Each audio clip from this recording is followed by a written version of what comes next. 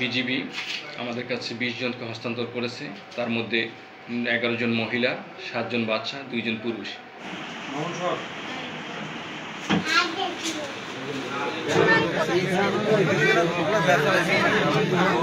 গত রাতে ভারত থেকে আমাদের বাংলাদেশে কিছু নাগরিককে পুশিং করেছে।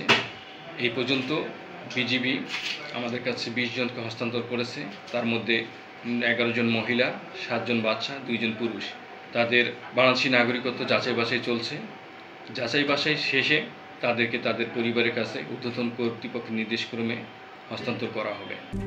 RICL TMX, যুগের পর যুগ স্থাপনা থাকে মজবুত, আইনগত ব্যবস্থা প্রক্রিয়াধীন।